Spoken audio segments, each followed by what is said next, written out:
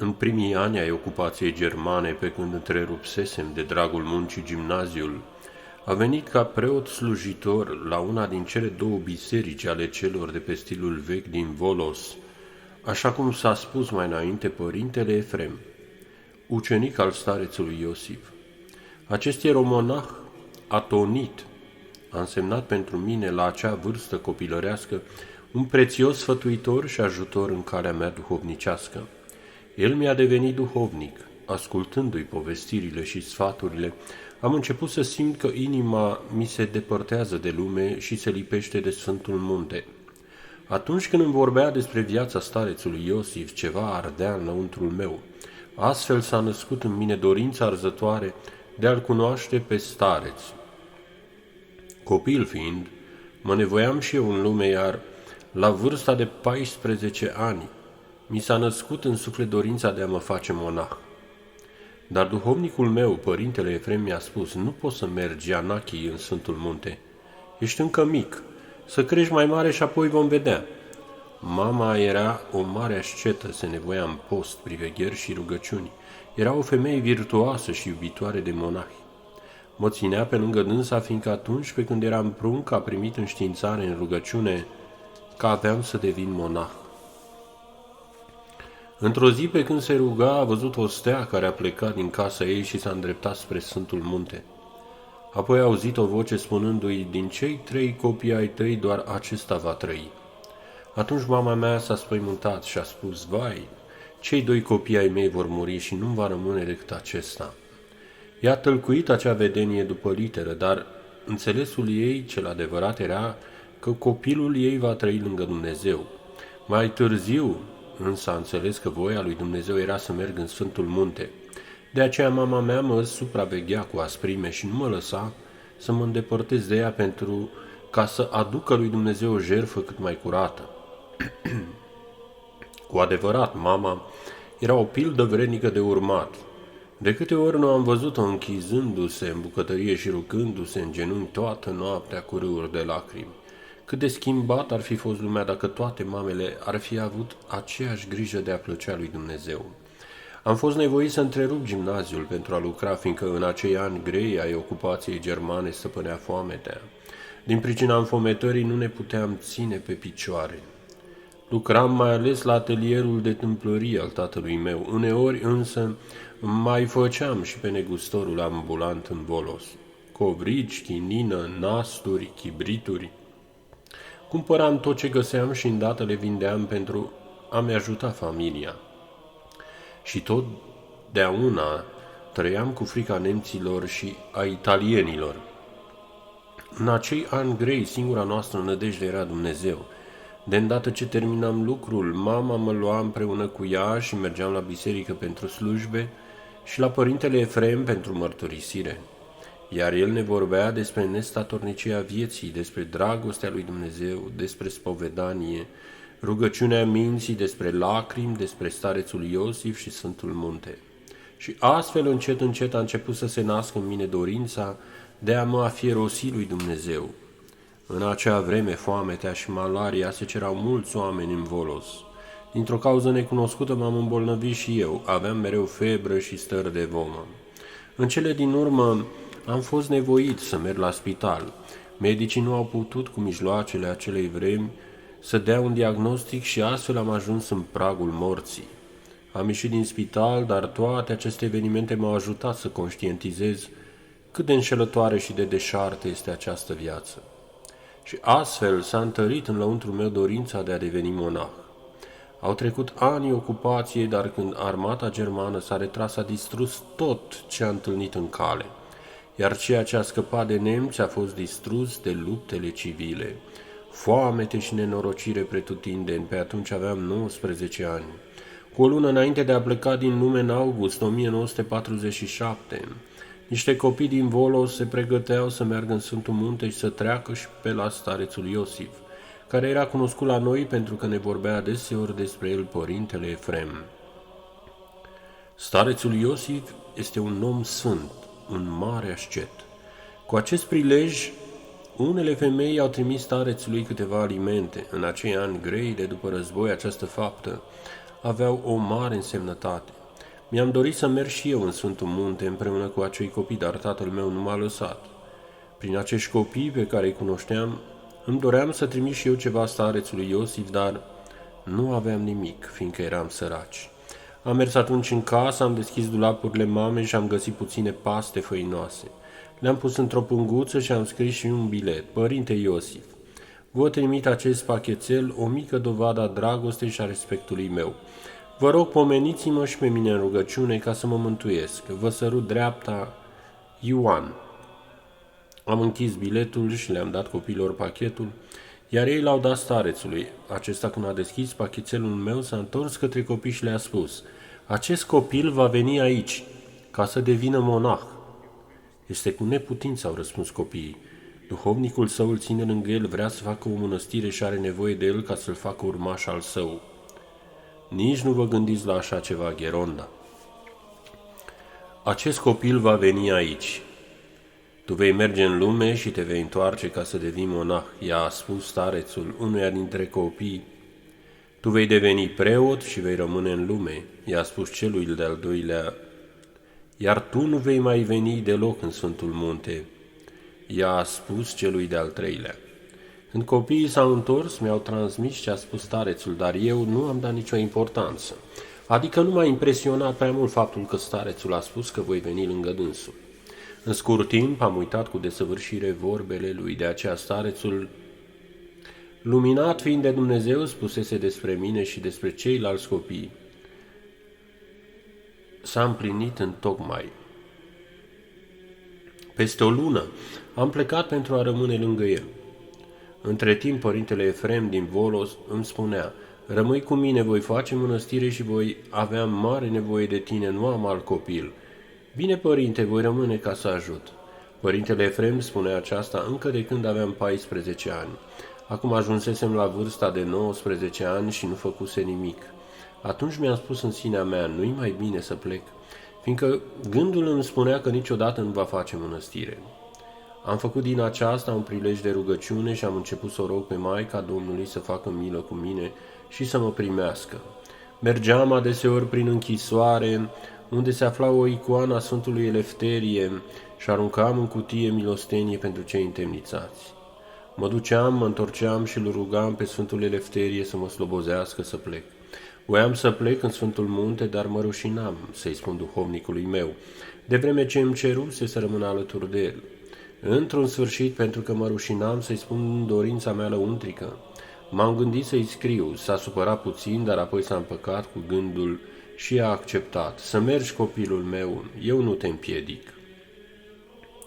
Înainte de a pleca spre Sfântul Munte, am cunoscut un călugăr care mi-a spus să devin monah lângă el. Eu m-am învoit și am hotărât să-l urmez, dar Dumnezeu mi-a luat înainte și a luminat pe mama și pe duhovnicul meu, care mi-a spus: nu vei merge acolo, te voi trimite la starețul nostru, la starețul Iosif. Să fie binecuvântat, am răspuns eu, deși înăuntrul meu egoismul s-a împotrivit, fiindcă îi făgăduisem acelui monah că voi merge cu el. Cu toate acestea m-am supus părerii și judecății luminate a mamei mele, pe care am urmat-o cu credință și ascultare, și astfel Dumnezeu m-a îmbrănicit să mi-l fac stareț și părinte duhovnicesc pe acest povățuitor nerătăcit și mijlocitor al meu în cer. Binecuvintez ziua și clipa când Domnul Dumnezeul meu mi-a călăuzit pașii prin sfatul duhovnicului și al cuvioasei mele mame la starețul Iosif, căci dacă aș fi mers acolo unde voiam eu, aș fi suferit cu siguranță un eșec, după cum aveam să descoper mai târziu. Astfel am făcut ascultare și nu am greșit în ceea ce privește alegerea starețului. Cine a făcut ascultare de părintele său duhovnicesc și s-a pierdut. Chiar și strâmbă să fie porunca sau sfatul lui, Dumnezeu o va face bună. Pe data de 26 septembrie 1947 a sosit ceasul plecării mele din lume. Dis de dimineață o corabie m-a adus încet încet din lume în muntele cel cu nume sfânt, în Sfântul Munte Athos. Când am ajuns la Dafni, portul Sfântului Munte, am coborât din corabie și m-a urcat în barca ce avea să treacă pe la mănăstirile aflate pe partea vestică a peninsulei, ultima destinație fiind exact locul unde trebuia să ajung eu, și anume Schitul Sfânta Ana Mică. Dar de îndată ce am intrat în barcă și am plecat pe la Dafni, a început războiul diavolesc al gândurilor. Priveam mănăstirile cu zidurile lor și mi se păreau că sunt niște temnițe, iar părinții niște surghiuniți. Cum de pot răbda aceștia aici? Îmi ziceam în sinea mea, vai ție, întoarce-te înapoi. În lăuntrul meu se dădea o luptă înfricoșătoare. Alături de mine era un monah care cânta născătoare de Dumnezeu pe larg și melodios.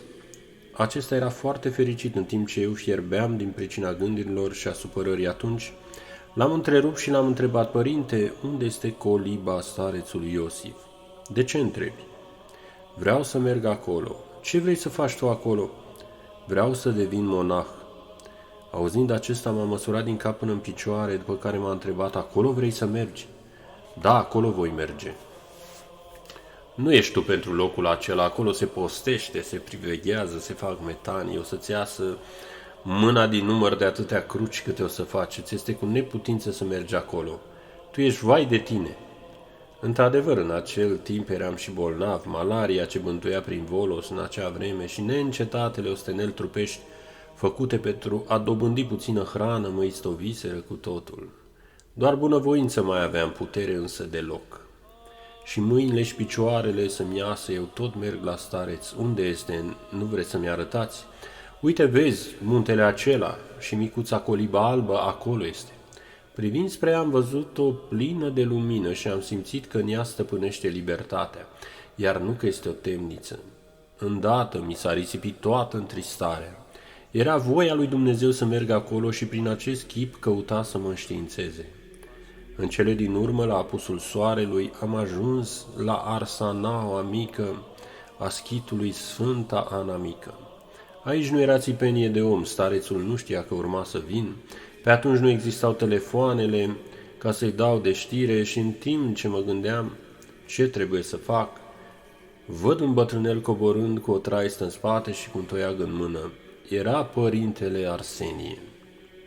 De îndată ce l-am văzut, i-am făcut metanie până la pământ și am sărutat mâna cu evlavie. Binecuvântați, părinte! Nu ești tu Ianachis din Volos? Ba da, Gheron, da, eu sunt, dar de unde mă știți? Starețul Iosif a aflat de la cinstitul înainte mergător. I s-a arătat astă noapte și i-a spus, îți aduc un mielușel.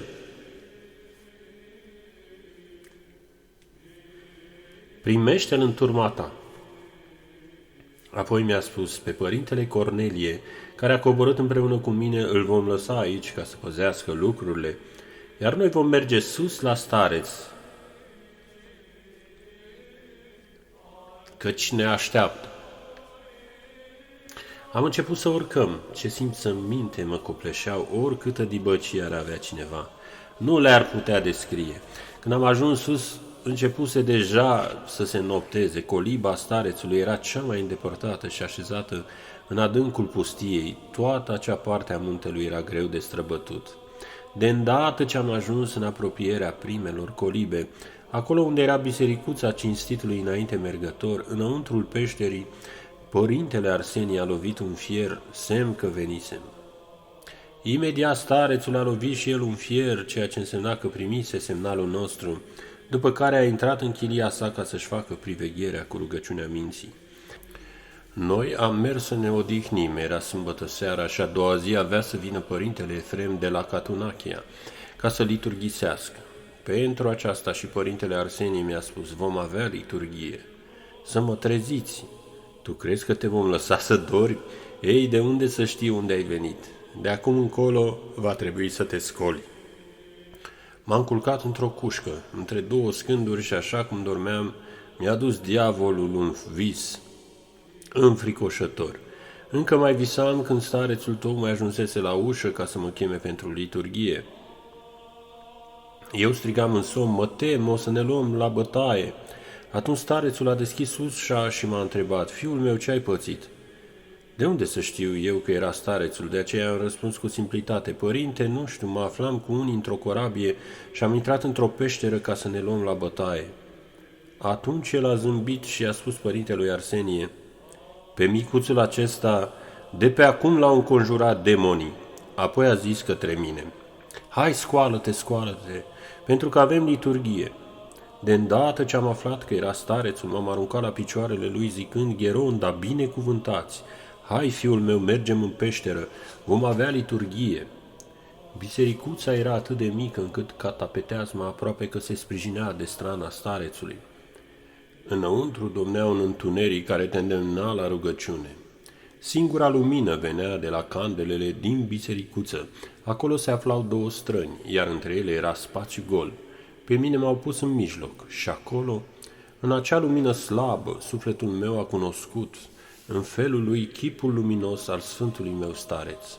Era mic de statură cu o constituție a trupului potrivită și ochii mari, albaștri și plini de pace. Părul său castaniu devenise acum cărunt, căci avea deja 50 de ani. Deși nu se îngrija să se pieptene, să-și taie unghiile, adică nu se preocupa de trup, cu toate acestea prezența sa avea un har deosebit, ceva strălucitor și plin de slavă. Ar fi spus cineva că este vorba de un împărat.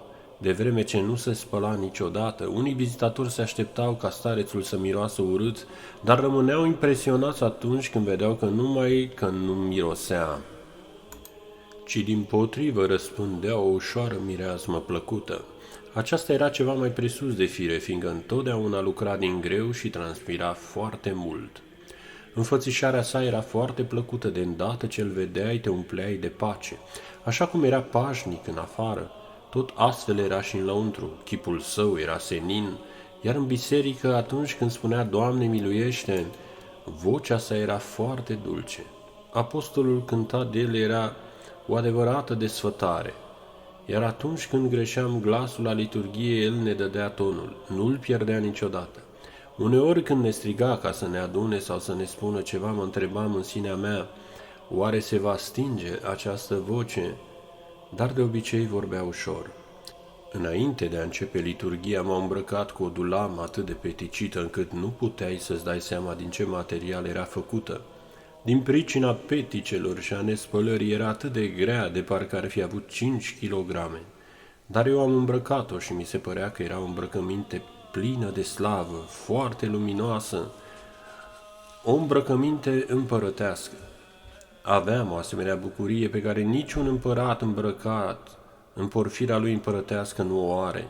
Mi-au dat și un fes care din pricina nespălării era tare ca o mușama, iar ca brâu o sfoară.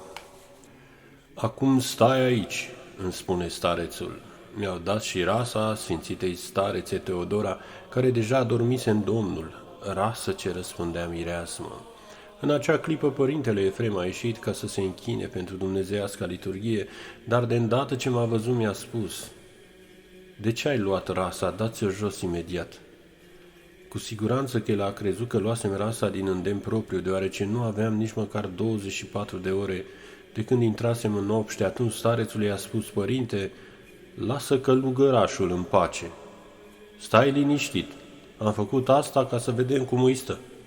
Pe atunci mie abia îmi mijea mustața. E bine, a continuat starețul. E bun de preot. Ai văzut călugărul pe care îl așteptam de mult timp ca să-l fac preot? Iată-l. A venit. Îi vom face și un veșmânt frumos atunci când îl vom hirotoni. Nici nu apucasem bine să vorbim și știa deja că pot deveni preot. Se bucura pentru că avea să aibă preotul lui, fiindcă pe părintele Efrem de multe ori părintele Nichifor nu-l lăsa să vină. Prima mea liturghie într-un paraclis atonit a avut ceva tainic. Înfățișarea plăcută a starețului, psalmodia ușoară, întunericul care îți pricinuia umilință, lumina lină a candelelor, mireasma tămâiei și a lumânărilor, toate înlesneau înălțarea noastră duhovnicească. Dimineața, de îndată ce s-a terminat dumnezeiasca liturghie, am ieșit din bisericuță. Hai să mergem să mănânci și să bei ceva, fiindcă acum tot ceea ce ai adus va trebui să le cari în spate. Umplusem o barcă cu lucrurile pe care lumea mi le dăduse să le aduc, deoarece toți fiii duhovnicești ai părintelui Efrem știau că urma să merg la starețul Iosif. Mi-au dat grâu, alimente și diferite lucruri ca daruri, și toate acestea trebuia să le cărăm în spate cu plasa. Înainte de a porni ne-a dat ceai făcut din rozmarin, posmag, cu viermi de pe timpul lui Noe și o bucată de brânză pe care nici eu Cu Tesla nu puteam tăia. Era ca o piatră, fără grăsime și cu viermi. Mănâncă, călugărul meu, mănâncă, fiindcă o să ai de cărat. Eu însă nu puteam să mănânc pentru că în corabie avusesem stări de vomă din pricina răului de mare. Nu pot să mănânc, fiindcă stomacul meu mănâncă pentru că o să care acum. În timp ce mâncam, starețul mă privea, văzându-mă cât de slab eram, m-a întrebat: Dar tu nu ai vlagă în tine? Gheronda, nu vă uitați pe din afară, ci uitați-vă înăuntru și acolo o să vedeți că eu cu Hristos vreau să mă îndeletnicesc. De îndată ce am terminat de mâncat, mi-a spus: Acum ia traista și toiagul și merge să cărați.